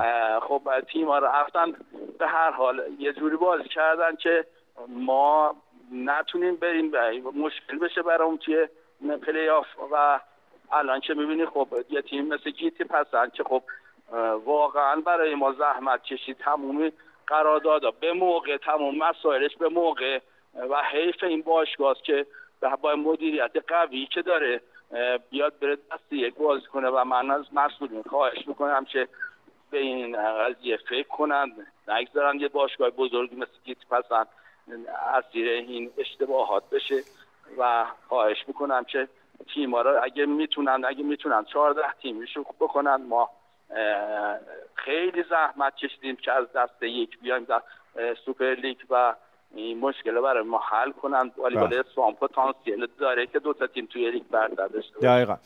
خب خیلی ممنونم، متشکرم از شما. نظرتون این بود که حالا در این 3-4 هفته اخیر اونطور که باید جوانمردانه بازی برگزار نشد، اینجوری که من بله من درست دقیقاً همین فکر رو میکنم. و ببینید ما تموممون یه خانواده والیبال هستیم. من یه تشکر ویژه‌ام دارم از تیم طبیعت که با دل و جون رفت بازی کرد و به هر حال پلی انجام داد، ولی میدونید که خب بعضی از تیم‌ها این کار انجام ندادن و به ما دقیقاً به ما ضربه. خیلی ممنونم آقای عقیلی عزیز. تیمی که ضربه خورد تیم جیتی پسند بود. درسته. میتونید تو جدول شما نگاه کنید تنها تیمی که متضرر شد تیم جیتی پسند. آره با یه امتیاز رفتین، یعنی اگه مثلا با یه امتیاز بتونید مثلا این همه زحمات، این همه هزینه‌هایی که شد، این همه هزینه کردیم رفتیم مشهد بازی کردیم، مدیرات تموم وقت در اختیار تیم ما بودن، خیلی زحمت کشیدم، از ازشون تشکر میکنم. آقای عراقی زاده واقعا برای این تیم زحمت کشید. بله خیلی ممنونم آقا سعید عقیلی، متشکرم. الان آقای علیزاده هم گفتم میخوام یه توضیح بدن، برنامه والیبال مال اصلا جامعه والیباله. آقای عقیلی براتون آرزوی موفقیت میکنم. اگرم 14 تیم نشد امیدوارم که ماجرا شما سپاهان و گیتی پسند خودتون آوردین به لیگ برتر، امیدوارم یه بار دیگه هم بیاین لیگ برتر. خیلی ممنونم از شما، دیگه فرصتی نداریم. زنده باشید. متشکرم. علی اصغر مجرد ما میخوایم بگیریمش باهاش صحبت کنیم. ما فقط بریم خلاصه بازی پاس گرگان طبیعت رو ببینیم، بعدش هم خب آقای علیزاده میخوام یه راستیمشون دفاع کنن، دیگه اشکالی هم نداره. ببینیم در خدمتتون هستیم.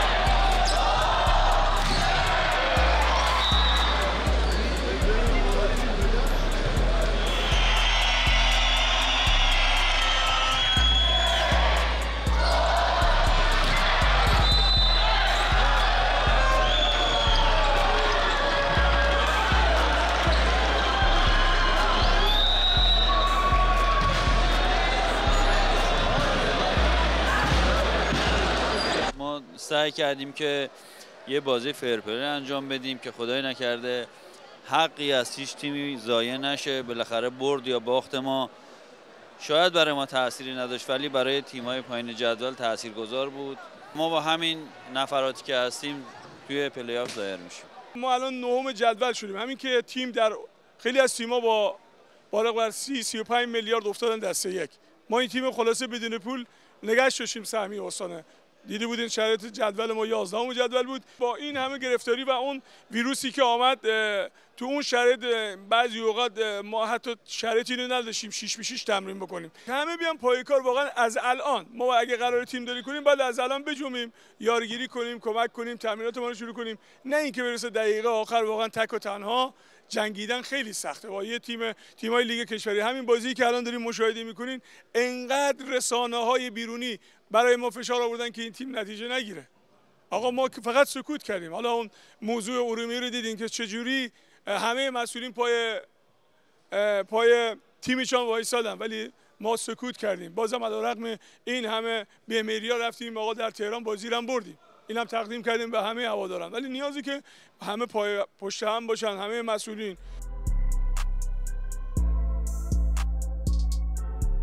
خب خیلی ممنون، متشکرم. عبدالرضا علیزاده سرمربی تیم شهرداری ارومیه هم پشت خط است. اما این نتایج رو ببینیم. پاس گرگان با طبیعت 25-16 دو تایی مثل هم 20-25 24-26. بازم باید یه تشکر ویژه از استاد وادی داشته باشیم که واقعا با اون اخلاق و معرفت خودشون در صورت بازی کردن. حالا فرقی هم نمی‌کرد کدوم تیم، اما در هر صورت اون کار خودشون رو انجام دادن. عبدالرضا علیزاده عزیز سرمربی تیم شهرداری ارومیه، سلام، وقت شما بخیر.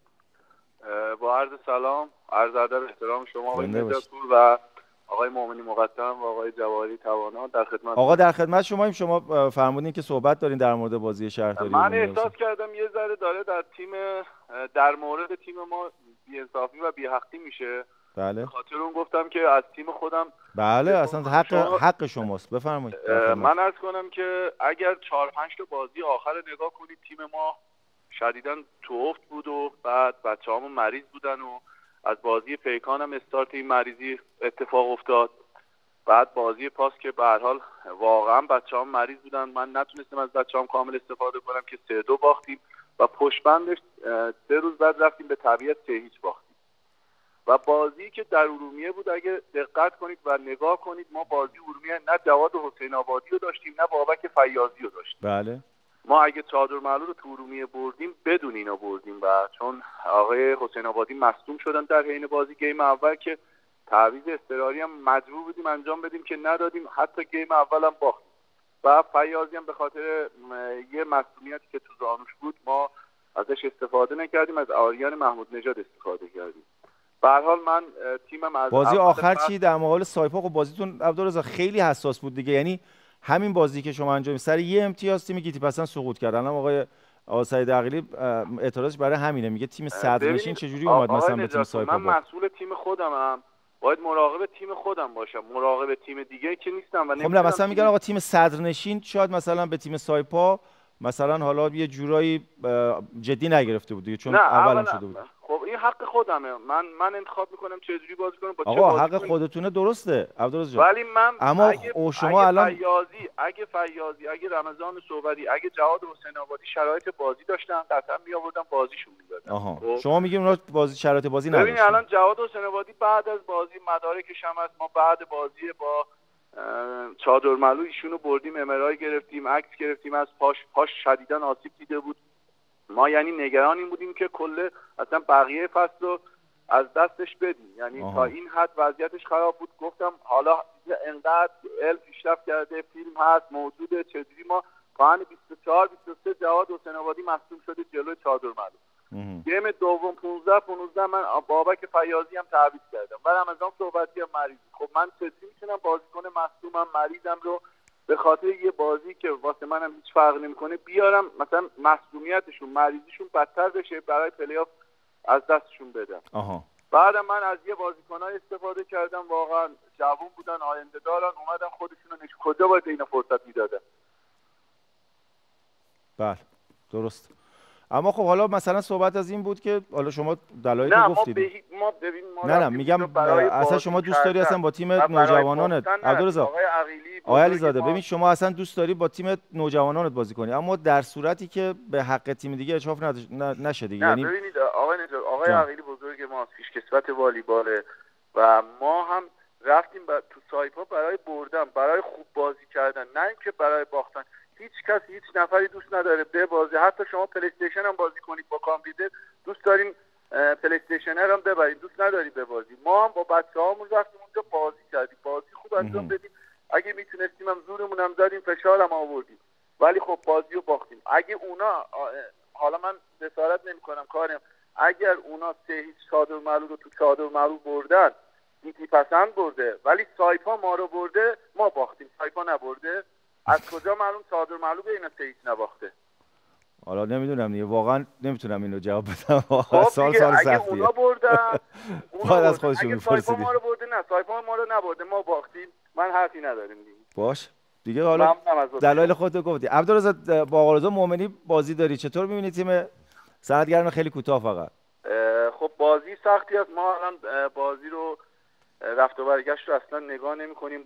مرحله پلی‌آف یه مرحله جداگونه است، همونطور که تو والیبال گیم اول با گیم دوم و پا هم به پا هم فرق داره. به هر حال خیلی جدی گرفتیم و خیلی جدی تمریناتمون رو ادامه خواهیم داد و امیدوارم یه بازی خیلی خوب هر دو تا تیم انجام بدن و هر کی حقشه به حقش برسه. انشاءالله. آقا رضا شما یه سلام علیکی بکنیم. من میگم بله، منم عرض سلام دارم خدمت دوست همکار خوبم آقا عبدالرضا علیزاده، مربی زحمتکش ارومیه، که واقعا من فکر میکنم یه شور و نشاط خیلی خوبی رو در شهر ارومیه با تیم خوبشون آوردن. من خودم هم یه افتخار داشتم 2 سال در شهر ارومیه بودم. واقعا یه قهرمانی فکر کنم مردم ارومیه نیاز دارن که تو این شهر جشنش رو بگیرن. امیدوارم که با پتانسیلی که دارن و با کار خوبی که انجام میدن این اتفاق بیفته. خب ما هم حریف دست و پا بسته نیستیم، قطعا میریم برای برد و برای بازی خوب. الان گفتین ارومیه قهرمان شما رو ببرن دیگه. نه مطمئن باشین که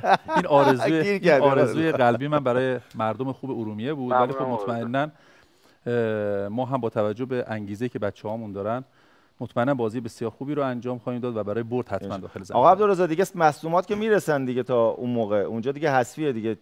آره بچه‌ها میرسن. حسین آبادی ان شاءالله. حالا من منتظر جواب دکتر هستم ببینم وضعیت جواد حسین آبادی چطوره. ان شاءالله هر چی خدا بخواد. ان شاءالله. آقا برات برازی موفقیت می‌کنم. خیلی ممنونم از لطف شما. ممنونم. زنده باشی عبدالرضا.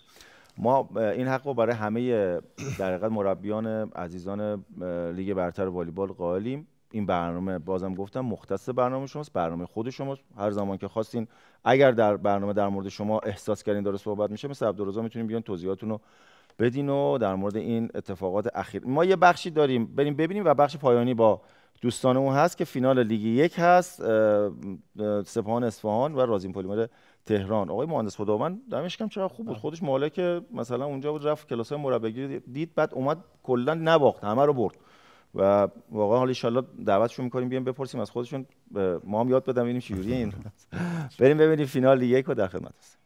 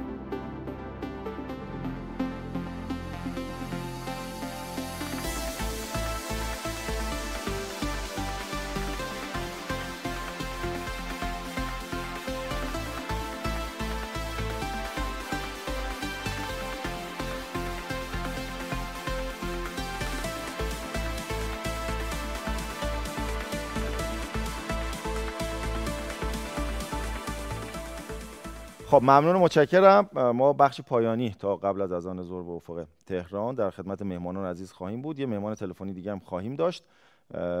آقای اگر که نکته‌ای هست در مورد باشگاه خصوصی و می‌خواستید صحبت کنید بفرمایید تا ما ارتباط تلفنی برقرار بشه و در خدمت خدمتتون عرض کنم. ببینید باشگاه خصوصی حقیقت عجیب خودشون دارن هزینه میکنن. وظیفه همه ما خانواده والیبال هست، از فدراسیون، از ما مربیان، بازیکنان و رسانه‌های ورزشی که حالا مختص والیبال هستن، باید ما اینا رو حفظ کنیم و باید انقدر انگیزه بهشون بدیم که سالهای بعدم بیان توی این عرصه و هزینه بکنن. باشگاه دولتی خب مسئلهشون فرق میکنه، یه چارتی دارن و طبق برنامه میان و هر سال مدیرا عوض میشن ولی اون برنامه است. ولی وقتی تو باشگاه خصوصی هستش مثل صنعتگران، مثل مهرگان نور، مثل همین رازین پلیمر، مثل طبیعت و گیتی پسندی که الان اوت شد، من فکر میکنم وظیفه هممون هستش که ما تمامی باشگاه رو با جون دل نگه داریم بتونن توی والیبال بمونن.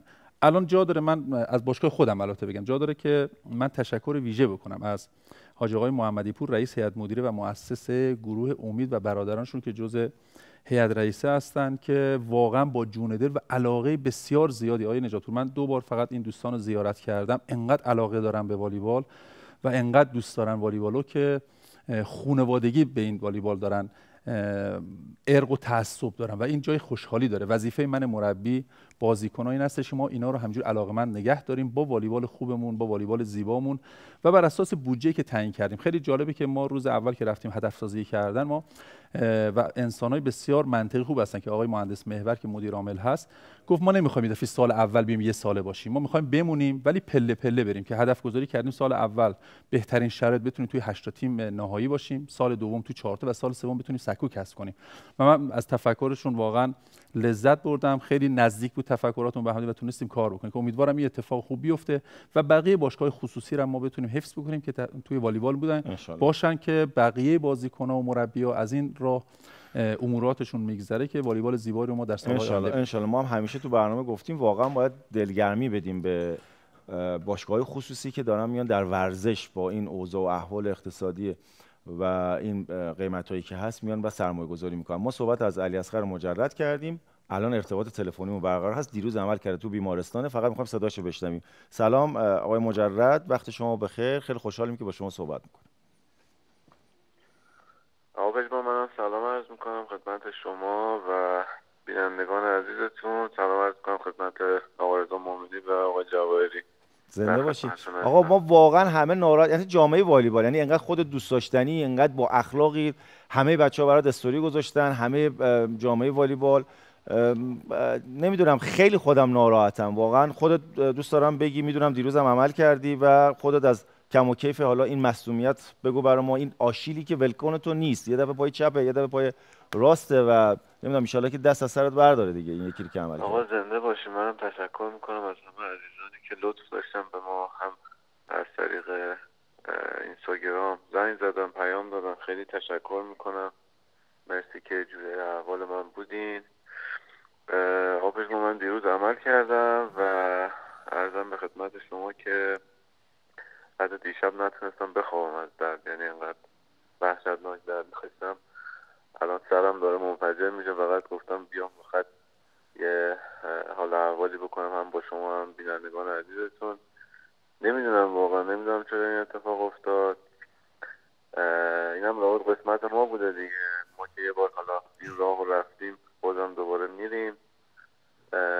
امیدوارم که حالا این دفعه، چون یه بار این راه رفتم بلدم، امیدوارم بتونم سریعتر برگردم و سریعتر این دوران رو بگذارم ان شاءالله. واقعا میگم خیلی ناراحت کننده بود برای همه جامعه والیبال. بالاخره امسال میتونستی تو تیم ملی واقعا بدرخشی، حیف شد، اما قسمت این بود دیگه. حالا با توجه به اینکه خودت هم این تجربه رو در یه پای دیگه داشتی، من فکر می‌کنم این بار ان شاءالله روند درمانت خیلی زودتر و سریعتر انجام بپذیره. بله بله، آره منم تلاشم کرده بودم به تیم ملی برسم، خب قسمت نبود دیگه. امیدوارم حالا سال‌های آینده انشالله. حالا یکی از دوستانم سوال می‌کرد، میرزا جانپور هم دقیقاً در همین خانه والیبال اتفاق افتاد، اما فکر کنم کفوشو دیگه عوض کرد. میگم پا سر خورده است، درسته؟ آبش ما می‌بینی یکی از دلایل اصلیش این بود که من از دفاع که اومدم پایین بدنم رو به عقب داشت کشیده میشد. تو اون لحظه یهو من اومدم استارت بزنم، اصلا یه لحظه فکر کنم حالا یه مثالی دکترمون میزد، میگفت آشیلت قفل کرده اون لحظه، میگفت زمانی که فشار میاری میگفت تو حالت قفل که هست، میگفت یهو پاره میشه. میگفت واقعا حتی من با دکترم هم صحبت میکردم، بنده خدا خودش هم مونده بود، میگفت باورم نمیشه این اتفاق برات افتاده. میگه نمیدونم دیگه، من خودم اصلا این 2 روزه اصلا تو شوک بودم و هنوز باورم نمیشه تا فکر کنم دیروز که عمل کردم بعد عمل باورم شد. اصلا باورم نمیشه این اتفاق افتاده. و امیدوارم که بگذره دیگه، این روزا بگذره. و یه تشکرم کنم از باشگاه صنعتگران این چند روزه کنار من بود، آقا رضا و هم مدیر عامل تیم هم آقای مصطفی آبادی که این چند روزه پیگیر احوال من بودن. امیدوارم که منم بتونم سریعتر خوب شم و انشالله ما برات آرزوی سلامتی میکنیم اسخر جان. انشالله که خیلی زود دوباره برگردی ببینیم در تیم ملی. حیف تو هست واقعا با این اخلاق و با این مرام که داری و عملکرد خیلی خوبی که داشتی، در حقیقت پله پله می اومدی بالاتر و به همون در حقیقت عملکرد خودت میرسیدی که درجه 1 است.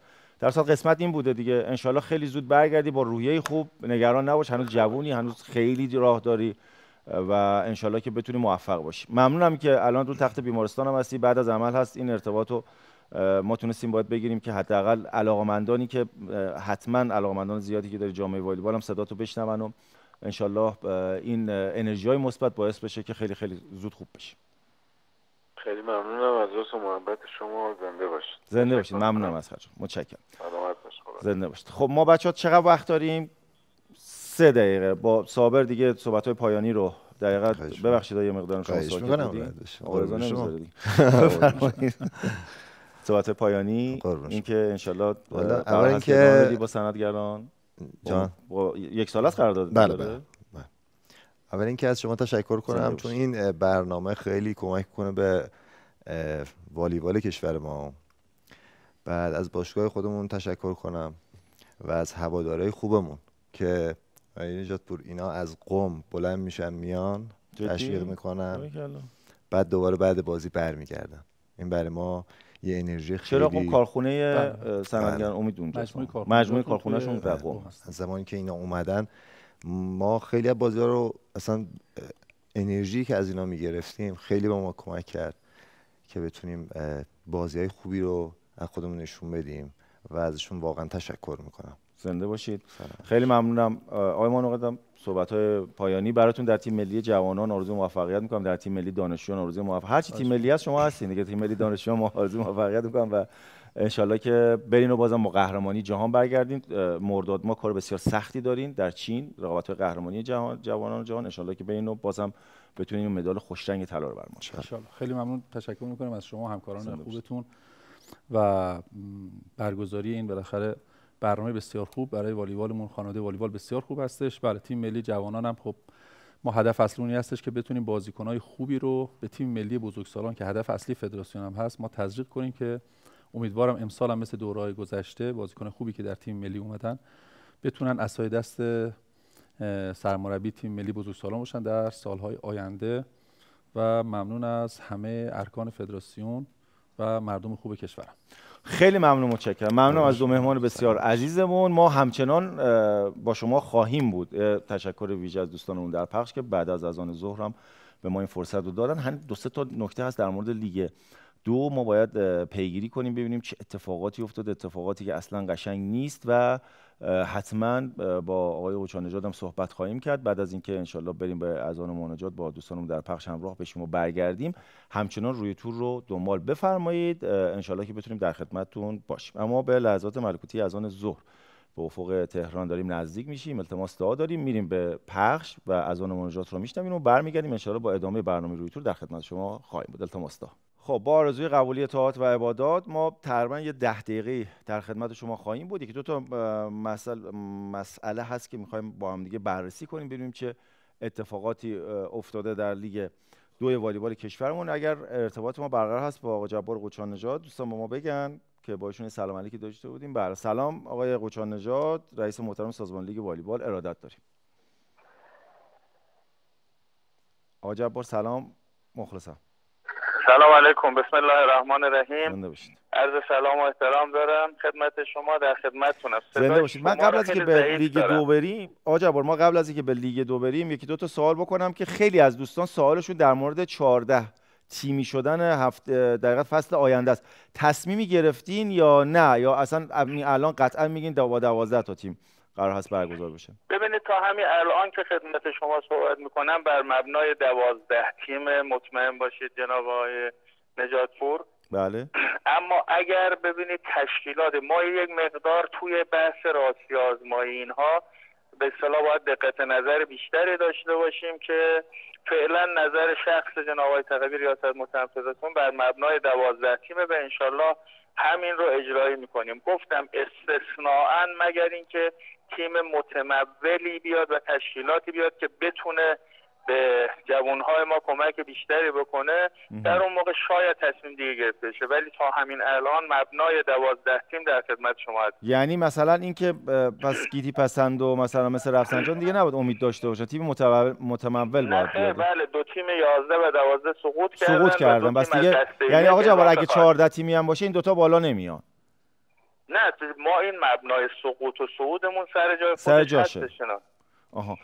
آقا پس اینا رو باید دیگه یعنی در حقیقت ورود و خروج، یعنی سقوط و صعود دیگه قطعیه. این 4 تا تیم که قطعیه. بله، اگر بله. آقای مهندس تقوی مثلا یه تشکیلاتی ببینن که مثلا تیم متمولی میتونه به لیگ کمک کنه اضافه میکنه. اصلا همچین صحبتی نشده تیمی اضافه بشه. من بر این مبنا میگم که اگر خدای نکرده فردا اتفاق افتاد به زرس قاطع نگید که شما گفتید قطعاً 100% 12 تیم. مبنا 12 تیمه مگر استثنایی باشه که خب اصلا گفتم یه استثناء که بشه برای این قضیه. آقا یه خواهشی که واقعا داریم، حالا خواهش همه جامعه والیبال است. آقا جبار تو رو خدا امسال دیگه سفت و سخت بگیرید تیم مثل سپر صدرای مشهد این اتفاق انجام نشه. یه دفعه یادم شما خودتون تو زاهدان بودین، اتفاق براتون افتاد از وسط لیگ سرمربی رفتین شهرداری زاهدان. خواهشاً یه تضمینی، یه حالا اون در حقیقت چیزی که مثل سپر صدران اصلا کلا سیستم به هم میریزه، یعنی وسط فصل تو نیم فصل گذرونده. الان خب خیلی از تیم‌ها الان میگن حقم دارن. الان آقا عقیلی میگه آقا، یا مثلا 2 تا تیم دیگه میگه آقا ما تیم بردیم، بعد مثلا اون تیمایی که باختن خب به نفعشون شده دیگه. اینو من ازتون خواهش می‌کنم، حالا با خود آقای مهندس تقوی هم ان شاءالله صحبت خواهیم کرد که واقعا اون تضامین لازم گرفته بشه. آقا جبار حتما مطمئن باشید یکی از مباحثی که داریم دنبال می‌کنیم بگم اصلاح آیین‌نامه یا اضافه کردن مباحثی به آیین‌نامه سازمان لیگ و فدراسیون والیبال. یه سری نکاتی هست که یادداشت کردیم. ببینید آقای نجاتپور، سوم مشترک رو گفتیم دیگه اجازه نخواهیم داد که سوم مشترک داشته باشیم و الان دیدید در لیگ 1 پیاده کردیم به هیچ عنوان جز مبحث بانوان، ولی در هیچ رده سوم مشترک دیگه اجازه نمیدیم. درسته. مباحثی از این در تضمین، کانون هواداران، ضمانتنامه محکم و معتبری که هیچ تیمی نتونه این کارا رو بکنه، اینا مواردی که داریم به آیین‌نامه اضافه میکنیم و انشالله 100% اجرایی انشالله. آقا بریم به سراغ لیگ 2. یه سری تصاویری دیدیم اصلا تصاویر خوبی نبود، یه جوری بی احترامی به جامعه والیبال، به والیبال کشور ما که جزء 15 تا تیم اول دنیا هست. این در حقیقت تصاویرشو بچه‌ها میتونین همزمان پخش کنین. بله تصاویرش هم داریم میبینیم، مثلا از اون ور داره در حقیقت اسپایک میزنن، این ور مثلا ول میکنن، بعد خیلی خیلی در حقیقت تصاویر زشت و زننده ای هست که 2 تا تیم حالا در حقیقت هم‌استانی دارن با هم بازی میکنن، از اون ور اونا میزنن اینا ول میکنن. خیلی بده. ما والیبال ما جهانی است، این میره تو صفحات مجازی شبکه‌های اجتماعی رفته. حتی یکی از مربیان میگه، مربی تیم ملی برزیل برای من فرستاد، گفته این یعنی چی؟ این مثلا خب معلوم نمیشه که لیگ 2-1 برتره. میخوام ببینم شما این تنبیهاتی که برای این تیم ها در نظر گرفتین آقا جبار چی بوده؟ ببینید آقای نجاتپور، من ابتدا اظهار تأسف میکنم از این مباحثی که گاهن در ورزش میبینیم. هیچ کس از ورزش بزرگتر نیست و در والیبال هم هیچ کس از والیبال بزرگتر نیست. حرمت و شأن والیبال خیلی بالاتر از این حرفاست که کسی به خودش اجازه همچین مبحثی رو بده. ما هم متاسفیم. روز یکشنبه دعوت کردیم و مطمئن باشید برخورد شدیدی خواهیم کرد با افرادی که مسبب این قضیه خواهم بود، نه با خود تیم. نه که با تیم برخورد نمی‌کنیم، ولی ممکنه که کسی بخواد سال آینده کسایی که دخیل بودن در این مبحث سال آینده با اسم و تیم دیگه بیاد، مطمئن باشید با افرادی که مسبب این قضیه بودن برخورد خواهیم کرد. آقا دلیل این که حالا مثلا 25 هفت که کلا روابط عمومی فدراسیون هم این نتایج رو نذاشت تو سایتش، دلیلش چی بوده؟ به خاطر اینکه حالا اون تیم بره. خب آقا اصلا حاضر نمی‌شدین، 3-0 می‌خوردین، اما این رفتار خیلی رفتار زشت و زننده‌ایه. تیمی که این صحنه‌ها رو به وجود آورده اصلا اینطوری نبوده که به نفع کسی دیگه بخواد کار کنه، چون این تیم همه بازیاشو باخته. آره مطمئن باشید گفتم خدمت شما. خب پس دلیلش چی بوده؟ اعتراض به داوری بوده، به فدراسیون بوده، به چی بوده؟ ما داریم بررسی می‌کنیم. ما هم عکس‌ها هم گزارش ناظر رو و گفتم خدمت شما همین یک شنبه دعوت کردیم با کمیته انضباطی و ریاست محترم کمیته انضباطی و ریاست محترم فدراسیون برخورد رسالت تبادل نظر کردیم. انشالله برخورد جدی و شدیدی با این موضوع خواهد شد که کسی دیگه به خودش اجازه همچین مباحثی. آقا این برخورده ممکنه سقوط به لیگ پایین‌تر و اینا هم باشه یا نه، یا کلا حذف است؟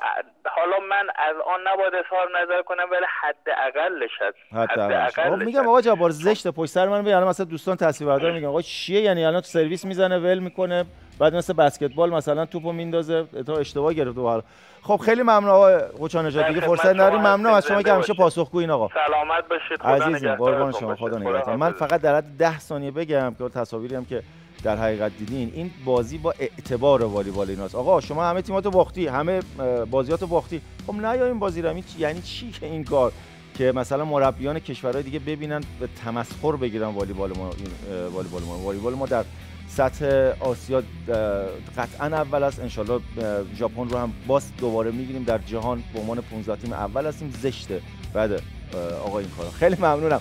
تا جمعه دیگه فرصتی نداریم. یا علی مدد. سه شنبه با جام حذفی انشالله در خدمت شما خواهیم بود. یا علی مدد، خدا نگهدار.